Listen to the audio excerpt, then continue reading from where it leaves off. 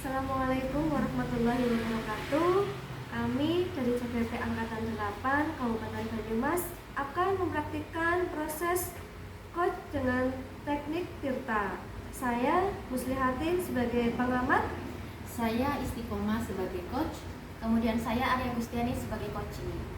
Ya, jadi Bu Ari, seorang guru muda, merasa sedang gundah. Sekarang beliau selain sebagai guru kelas 5 juga merangkap sebagai operator. Di akhir tahun ini sekolah sedang dihadapkan dengan berbagai agenda tahunan. Ada lomba-lomba anak, ada kegiatan update data Dapodik. Ditambah lagi akhir tahun ini sekolah mendapatkan jadwal reakreditasi. Sebagai guru muda, beliau mendapat berbagai tugas yang dirasanya cukup berat. Pada akhir jam pelajaran, Bu Ari menemui Bu Isti untuk berkeluh kesah tentang masalah yang sedang dialami oleh Bu Ari. Kita pun ternyata. Selamat siang Bu Isti. Selamat siang Bu Ari. Kok kelihatannya Bu Ari kok sedang banyak pikiran ya? Iya ini Bu, kalau boleh mengganggu Bu Isti, ada hal yang ingin saya bicarakan Bu. Oh tentu tidak mengganggu Bu. Kegiatan KBM sudah selesai, serta persiapan untuk mengajar besok juga saya sudah siapkan. Ada hal apa ya Bu? Begini Bu Isti, saya ingin ngobrol-ngobrol tentang permasalahan saya yang saya sedang hadapi sekarang Bu. Kalau begitu, sebelum kita ngobrol lebih jauh, Bu Ari, kita minta tolong Bu Ica ya untuk memberikan arahan sekaligus untuk mengobservasi kegiatan ngobrol kita nanti. Karena Bu Ica adalah seorang guru penggerak, sudah mempelajari tentang teknik coaching. Apakah Ibu keberatan kalau saya meminta Bu Ica untuk hadir di sini juga? Nah tentu saja saya sangat senang Bu kalau misal Bu Ica ikut hadir dalam proses ngobrol kita nanti.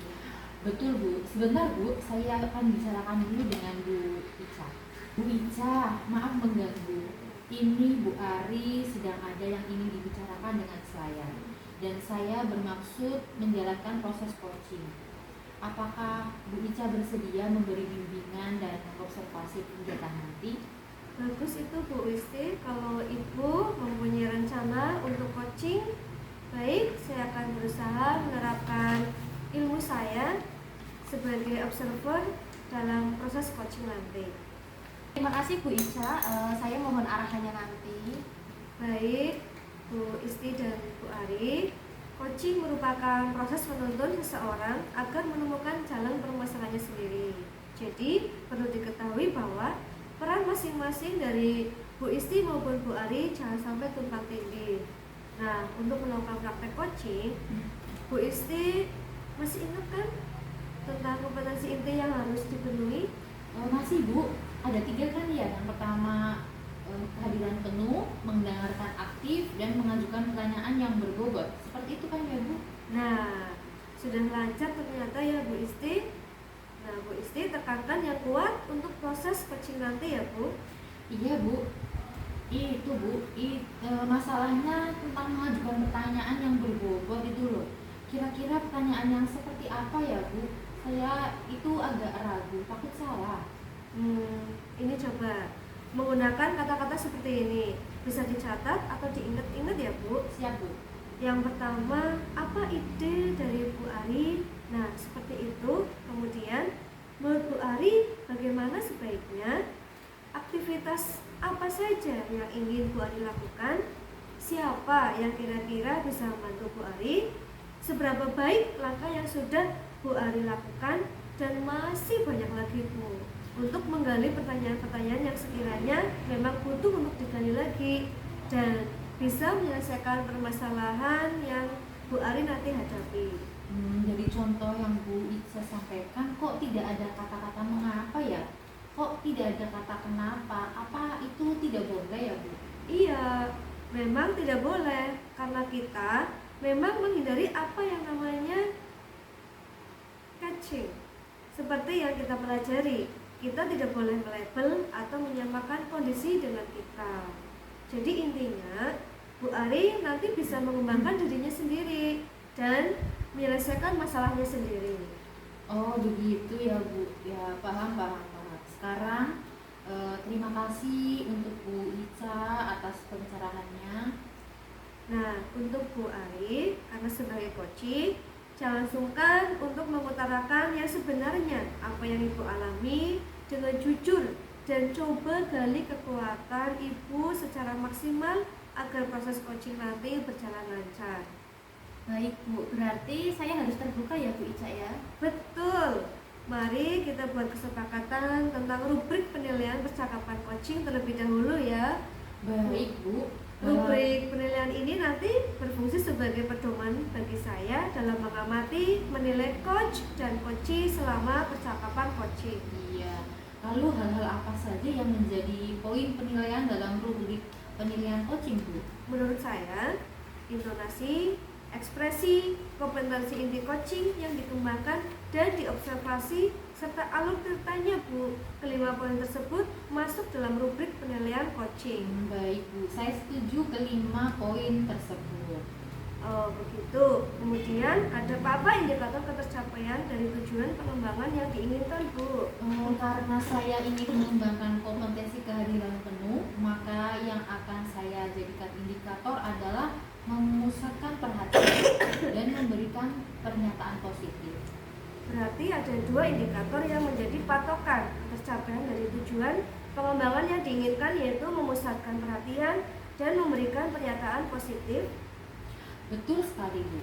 Baik, saya sudah buat lembar observasinya. Silakan dimulai kegiatan untuk coaching pada Bu Ari dan Bu Isti. Mari Bu Ari, kita ngobrol-ngobrol santai saja ya. Ngomong-ngomong, apa yang ingin Ibu bicarakan dengan saya Bu? Iya Bu Isti, akhir-akhir ini saya sedang dilanda keresahan.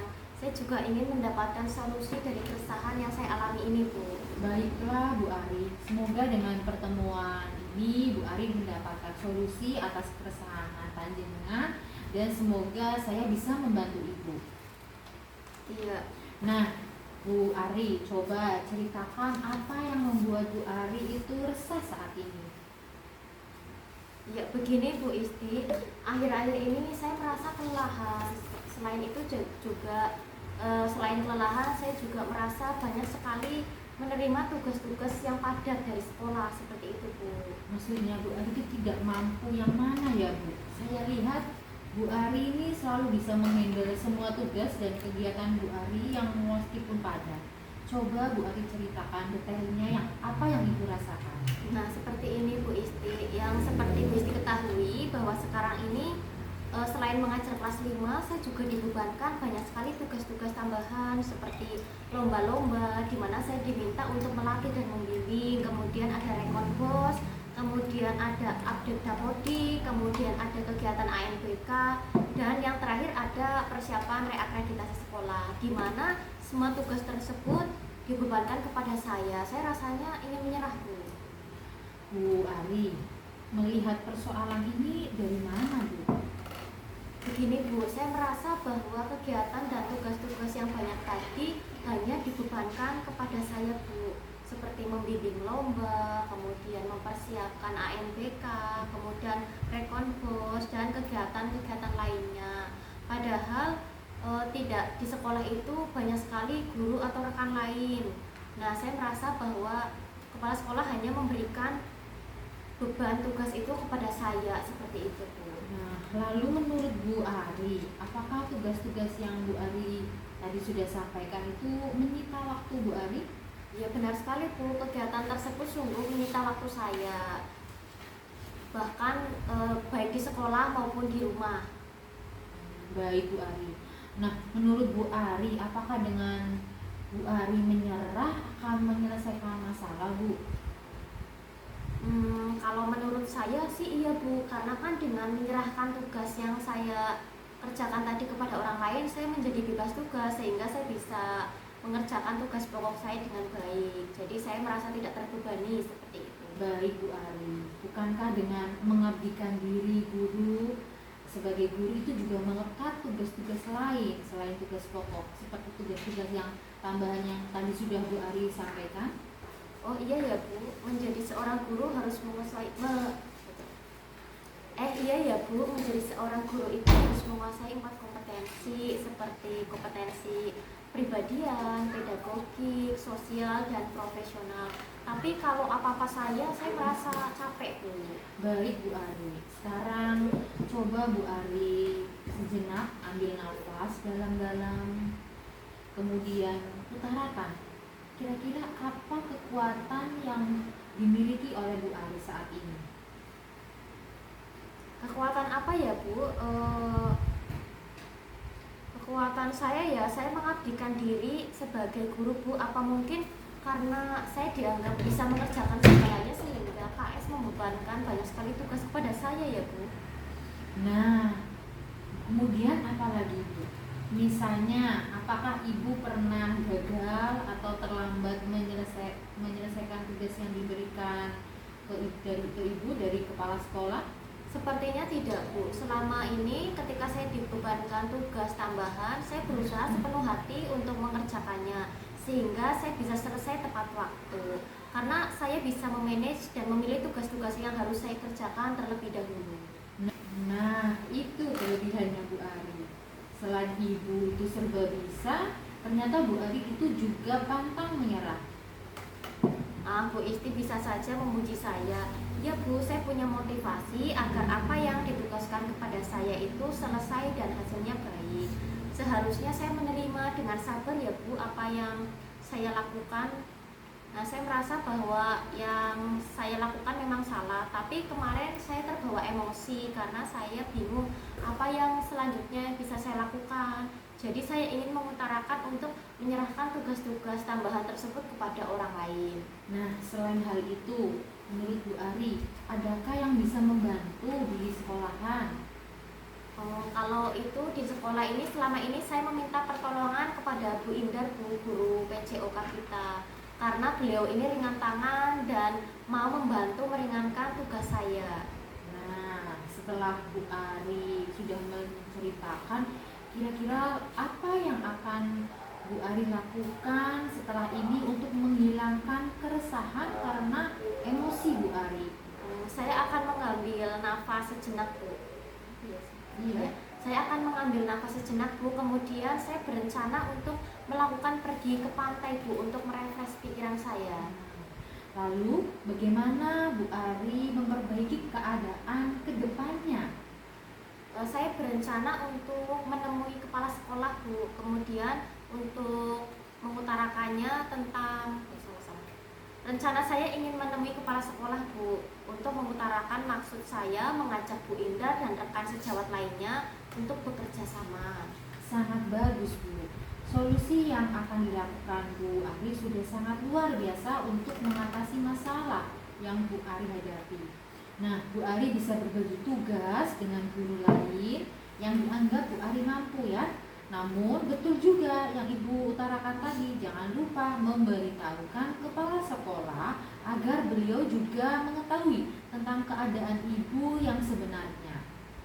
Oh iya Bu Isti, betul apa yang Bu Isti katakan. Saya juga memikirkan tentang hal itu tadi. Syukurlah sekarang saya merasa lega karena jujur saya takut mengambil langkah dalam menyelesaikan ini, apalagi sudah berurusan dengan alasan itu, sehingga saya agak khawatir jika nantinya saya salah langkah. Syukurlah kalau Bu Ari sudah lega. Lalu dari yang sudah Bu Ari rencanakan tadi, komitmen apa yang akan Bu Ari lakukan untuk menjalankan rencana itu?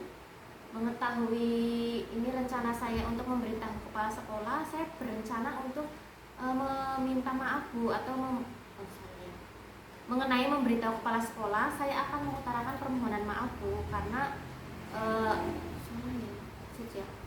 mengenai memberitahu kepala sekolah, saya akan mengutarakan permohonan maaf Bu karena sekarang sudah pukul 3, saya berencana untuk mengatakannya besok seperti itu. Ya, itu ide yang bagus sekali Bu Ari. Semoga dapat terselesaikan dan Bu Ari dapat bekerja dengan suasana hati yang tenang tanpa dihantui oleh rasa lelah ya Bu ya. Amin. Terima kasih ya Bu Isti ya telah meluangkan waktunya untuk mendengarkan keluh kesah saya. Semoga nanti kita menjadi guru-guru yang bisa memberikan teladan yang baik kepada siswa kita semua. Amin, amin ya rabbal alamin. Sama-sama Bu Ari. Nah, kalau begitu Bu Isti, saya permisi kembali ke ruang guru dulu nggih. Iya Bu Ari, silahkan. Terima kasih Bu Isti. Sama-sama. Sudah. Alhamdulillah ya Bu Isti, kegiatan coaching sudah selesai ya Bu. Saya akan berikan umpan balik dari kegiatan coaching tadi. Boleh ya Bu Isti ya? Boleh sekali Bu. Alhamdulillah jika Bu Ica berkenan memberikan umpan balik sebagai bahan masukan saya ke depannya agar lebih baik lagi. Apakah ketika saya melakukan coaching sudah mengembangkan kompetensi kehadiran penuh Bu? Sudah Bu. Saya tadi melihat dan mengamati dengan seksama Bu Isti dapat mengatur dan menguasai kehadiran penuh ketika melakukan coaching. Bu Isti pun tetap fokus pada kompetensi kesadaran penuh. Bu Isti, kalau boleh tahu apa yang telah Bu Isti lakukan agar dapat memusatkan perhatian selama coaching tadi? Ya Bu, untuk memusatkan perhatian selama proses coaching tadi agar terhindar dari berbagai gangguan, maka saya melakukan coaching di tempat yang nyaman Bu dan tidak ramai. Nah, saya juga memilih waktu yang tepat, tidak mengganggu Bu Ari maupun saya. Saya pun juga menaruh HP sehingga tidak terpengaruh dengan berita-berita yang ada di HP. Luar biasa Bu.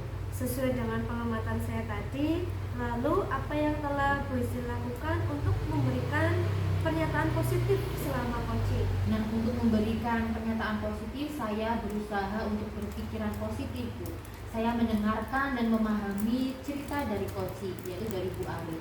Saya berusaha merasakan apa yang dirasakan Bu Ari. Kemudian saya memberikan pernyataan positif dengan menghindari kalimat-kalimat negatif dari analisis masalah yang dihadapi oleh Bu Ari. Wah, hebat itu Bu. Memang Bu Isti itu sudah menghadirkan kompetensi kehadiran penuh selama coaching. Bu Isti juga sudah memenuhi 2 indikator capaian pengembangan yang diinginkan. Alhamdulillah. Lalu Bu, bagaimana dengan alur tirtanya? Apakah sudah menerapkan alur tirtanya dengan baik? Sudah Bu, Bu Isti sudah menerapkan alur tirta dengan baik. Dari alur tujuan utama, Bu Isti sudah menanyakan tujuan coaching kepada coaching. Alur identifikasi, Bu Isti sudah menanyakan ke Bu Ari untuk mencapai tujuan. Alur rencana aksi, Bu Isti sudah menanyakan rencana yang akan dilaksanakan. Dan dari alur tanggung jawab, Bu Isti sudah menanyakan komitmen dari rencana aksi. Berdasarkan praktik coaching yang telah dilaksanakan oleh Bu Ari, adakah kompetensi yang Bu Isti rasa ingin dikembangkan lagi? Ada Bu, saya merasa belum begitu menguasai kompetensi dalam mengajukan pertanyaan yang berbobot. Saya masih ragu dengan pertanyaan-pertanyaan yang saya ajukan tadi, apakah bisa menggugah dan menstimulusi Bu Ari. Oh begitu. Untuk menguasai kompetensi mengajukan pertanyaan berbobot pada coaching, Bu Isti bisa melakukan kiat berikut. Yang pertama, merangkum pernyataan coaching dari hasil mendengarkan aktif. Yang kedua, menggunakan kata tanya apa, bagaimana, seberapa, kapan, dan di mana dalam bentuk pertanyaan terbuka. Terus yang ketiga, menggunakan nada suara yang positif dan memberdayakan. Baik Bu, terima kasih Bu Ica atas umpan balik yang telah diberikan. Semoga pada kegiatan coaching selanjutnya saya dapat menerapkan hal tersebut sehingga menjadi coach yang baik. Amin, amin, amin ya rabbal alamin. Begitu ya Bu, salam sehat dan bahagia. Assalamualaikum. Waalaikumsalam, terima kasih Bu Sama-sama. Ica.